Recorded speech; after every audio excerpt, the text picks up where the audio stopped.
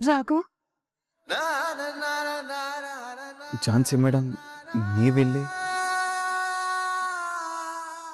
ಈ ದೇವ್ರು ಸತ್ಯದ ದೇವ್ರು ರಾಘು. ನಂಬಿಕೆನ ಸುಳ್ಳು ಮಾಡದೇ ಇರೋ ದೇವ್ರು. ದೂರ ಆಗೋ ಪ್ರೇಮಿಗಳನ್ನ ಒಂದು ಮಾಡೋ ದೇವ್ರು.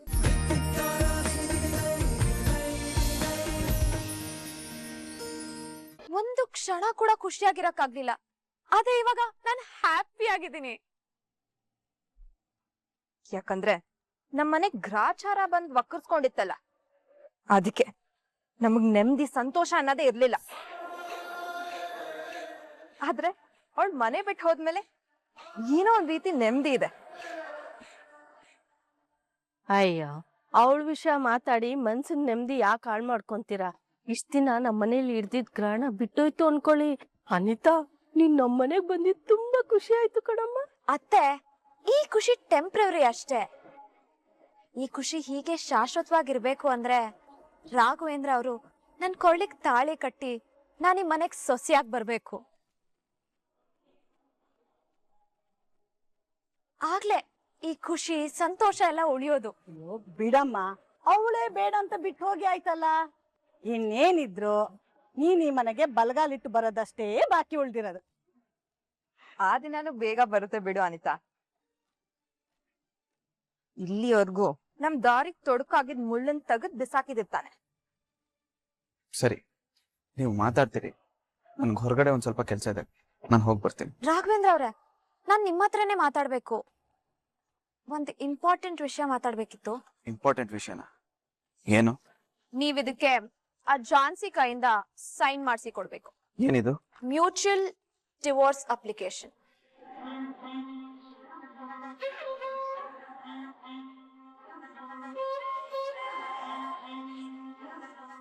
ನೀವ್ ಇದಕ್ಕೆ ಅವಳಿಂದ ಸೈನ್ ಹಾಕ್ಸಿದ್ರೆ ಅವಳ ನಿಮ್ಮ ಸಂಬಂಧ ಕಾನೂನ್ ಪ್ರಕಾರ ಮುರಿದು ಬೀಳುತ್ತೆ. ಝಾನ್ಸಿ ಮೇಡಮ್ ಬೇಡ ಅಂತ ಬಿಟ್ಟು ಹೋದ್ಮೇಲೆನು ಇದ್ರ ಅಗತ್ಯ ಏನಿದೆ? ಇದೇ ರಾಘವೇಂದ್ರ ಅವ್ರೆ, ಇನ್ನೂ ಕೂಡ ನೀವ್ ಅವಳು ಕೊರಳಿಗೆ ಕಟ್ಟಿರೋ 3 ಗಂಟಿದೆ. ಗಂಡ ಹೆಂಡತಿ ಅನ್ನೋ ನಂಟ್ ಕೂಡ ಇದೆ. ಆ ಒಂದ್ ನಂಟಿಟ್ಕೊಂಡೆ ತಾನೆ ಅವಳ ಮದ್ವೆ ಮಂಟಪದವರೆಗೂ ಬಂದು ಕಾನೂನ್ ಪ್ರಕಾರ ನಮ್ ಮದ್ವೆ ನಿಲ್ಸಿದ್ದು. ಮತ್ತೆ ಅವಳಿಗಂತ ಅವಕಾಶ ಕೊಡಬಾರ್ದು ಅಂತಾನೆ ಕಾನೂನ್ ಪ್ರಕಾರನೇ ಆ ಗಂಟು ಮತ್ತೆ ನಂಟು ಎರಡರಿಂದನೂ ಮುಕ್ತಿ ಪಡ್ಕೋಬೇಕು. ಅನಿತಾ, ನೀನ್ ಹೇಳ್ತಿರೋದ್ ಸರಿಯಾಗಿದೆ. ಒಂದೇ ಒಂದ್ ಸಣ್ಣ ಅವಕಾಶ ಸಿಕ್ಕಿದ್ರು ಅವಳಿ ಮನೆಗ್ ಬರಕ್ ಕಾಯ್ತಿರ್ತಾಳೆ. ಸೊ ನಾವ್ ಅವಳಿಗೆ ಮತ್ತೆ ಈ ಮನೆ ಕಡೆ ಬರ್ದೇ ಇರೋ ಹಾಗೆ ಎಲ್ಲಾ ದಾರಿನೂ ಕ್ಲೋಸ್ ಮಾಡ್ಬೇಕು. ಹಾಗಾಗ್ಬೇಕು ಅಂದ್ರೆ ನೀವು ಅವಳ ಕಡೆಯಿಂದ ಇದಕ್ ಸೈನ್ ಹಾಕ್ಸ್ಕೊಂಬರ್ಬೇಕು ರಾಘವೇಂದ್ರ ಅವ್ರೆ.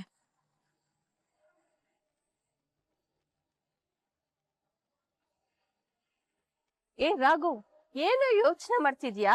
ಅದನ್ನ ತಗೊಂಡು ಅನಿತಾ ಹೇಳ್ದಂಗೆ ಮಾಡೋ.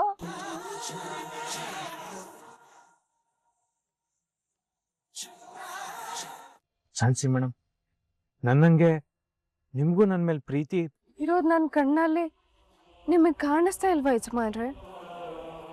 ನೀವು ಅಷ್ಟು ದೂರ ನಿಂತ್ಕೊಂಡ್ರೆ ನಂಗೆ ಹೇಗೆ ಕಾಣುತ್ತೆ ಝಾನ್ಸಿ ಮೇಡಮ್? ಯಜಮಾನ್ರೆ, ಝಾನ್ಸಿ ಮೇಡಮ್, ಯಜಮಾನ್ರೆ, ಝಾನ್ಸಿ ಮೇಡಮ್.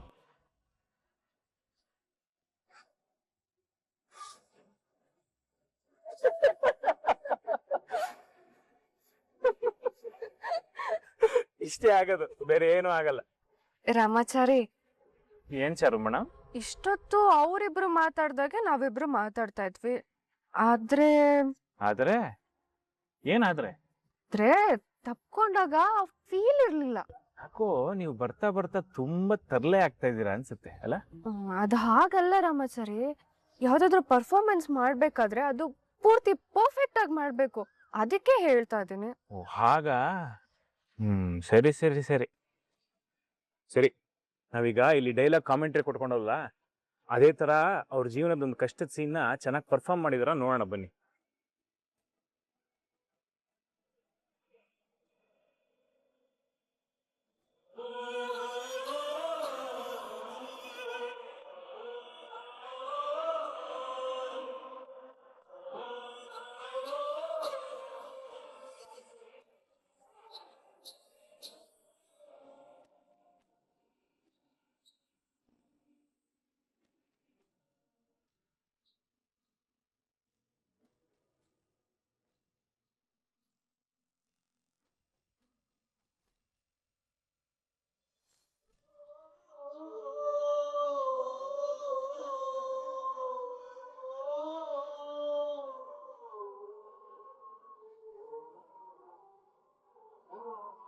ದೇವ್ರೆ, ನಿನ್ನ ಹತ್ರ ಏನ್ ಬೇಡ್ಕೊಂಡ್ರು ಅದು ಈಡೇರುತ್ತೆ ಅಂತ ರಾಮಾಚಾರ್ಯಣ್ಣ ಮತ್ತೆ ಚಾರು ಅಕ್ಕ ಹೇಳಿದ್ರು.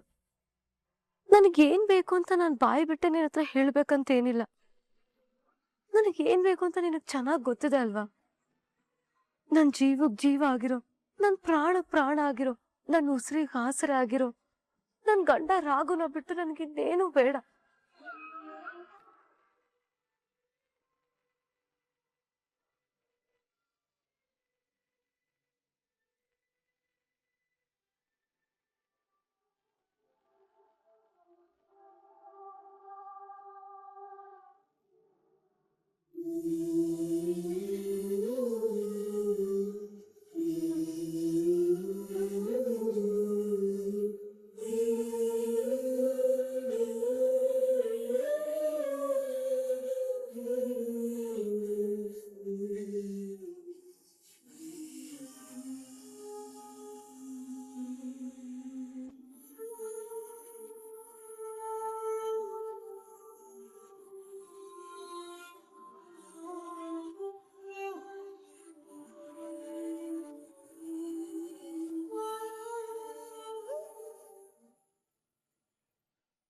ದೇವ್ರೆ, ಪ್ರಪಂಚದಲ್ಲಿರೋ ಆಡಂಬರ ವಸ್ತುಗಳೆಲ್ಲ ನನ್ ಮುಂದೆ ಇಟ್ರು.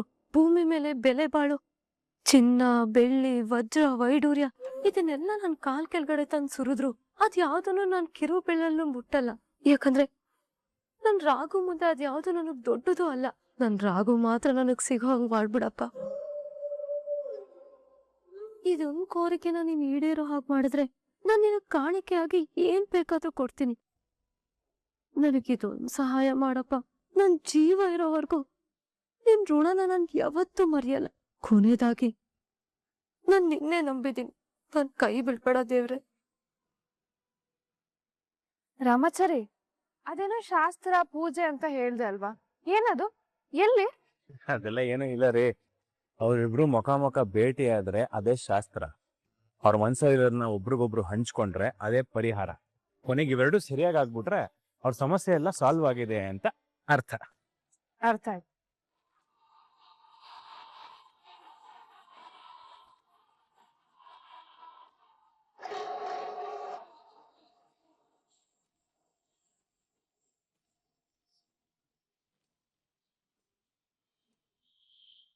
ದೇವ್ರೆ, ನನಗೆ ಯಾಕೆ ಈ ರೀತಿ ಒಂದಾದ್ಮೇಲೆ ಒಂದು ಕಷ್ಟದ ಮೇಲೆ ಕಷ್ಟನ ಕೊಡ್ತಾನೆ ಇದೆ?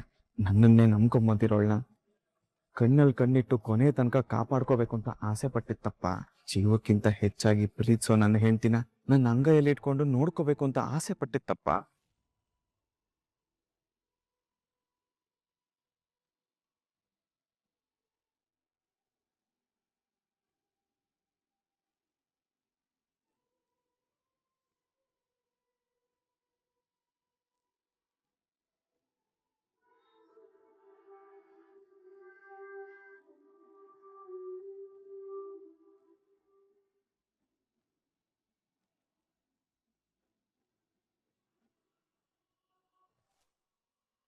ದೇವ್ರೆ, ನೀನ್ ತುಂಬಾ ಪವರ್ಫುಲ್. ನಿನ್ ಹತ್ರ ಏನೇ ಬೇಡ್ಕೊಂಡ್ರು ನೆರವೇರುತ್ತೆ ಅಂತ ಚಾರು ಅಕ್ಕ ಹೇಳಿದ್ರು. ಅವರು ನಿನ್ನ ಹತ್ರ ಇದೇ ರೀತಿ ಬೇಡ್ಕೊಂಡು ಕಣ್ಮುಚ್ಚಿ ಬಿಡೋಷ್ಟ್ರಲ್ಲಿ ರಾಮಾಚಾರ್ಯಣ್ಣ ಅವ್ರ ಎದುರುಗಡೆ ನಿಂತಿದ್ರು ಅಂತ ಹೇಳಿದ್ರು. ಈಗ ಅದೇ ನೋವು, ಕಣ್ಣೀರು, ಸಂಕಟ ಎಲ್ಲ ನನಗೂ ಇದೆ. ಈಗ ನಾನು ನಿನ್ ಹತ್ರ ಅದೇ ರೀತಿ ಬೇಡ್ಕೋತೀನಿ. ನನ್ ಕಣ್ಮುಚ್ಚಿ ಬಿಡೋಷ್ಟ್ರಲ್ಲಿ ರಾಘುನ ನನ್ ಮುಂದೆ ನಿಲ್ಲಿಸ್ತ್ಯಾ ಪ್ಲೀಸ್ ದೇವ್ರೆ? ಸರಿ, ನಾನು ಈಗ ಅದು ಒಂದು ಪರೀಕ್ಷೆ ಮಾಡೇ ಬಿಡ್ತೀನಿ.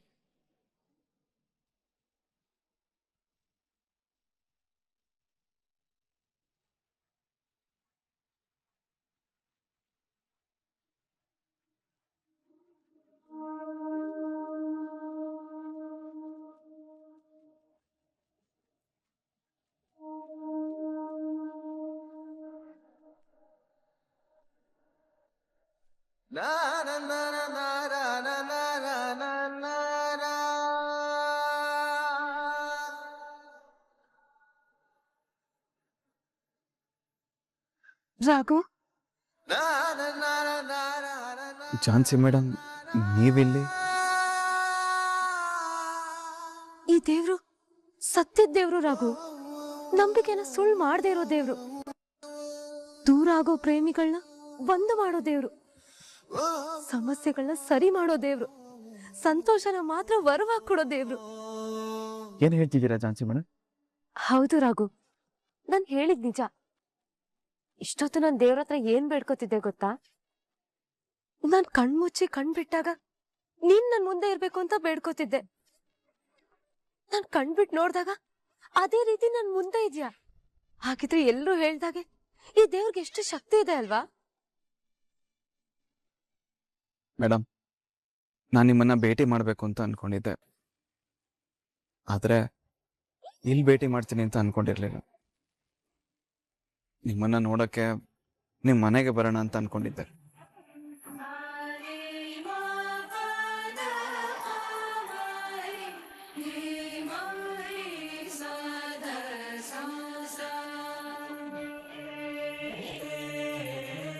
ನೀನ್ ಹೇಳ್ತಿರೋದ್ ನಿಜಾನ ರಾಘು?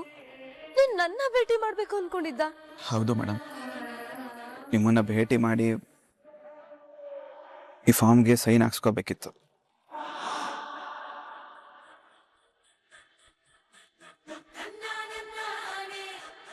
ಅದಕ್ಕೆ ಹೇಗೆ ಭೇಟಿ ಮಾಡೋದು ಅಂತ ಯೋಚನೆ ಮಾಡ್ತಿದ್ದೆ, ಆದರೆ ನೀವೇ ನನ್ನ ಎದುರುಗಡೆ ಸಿಗ್ತೀರಾ ಅಂತ ನಾನು ಅನ್ಕೊಂಡಿರ್ಲಿಲ್ಲ. ಸತ್ಯ, ಸೈನ್ ಹಾಕ್ಸೋದಕ್ಕೆ ಮನೆ ತನಕ ಬರುತ್ತ. ಸೈನಾ? ಯಾವ ಸೈನು? ಈ ಡೈವರ್ಸ್ ಪೇಪರ್ಗೆ ಮೇಡಮ್.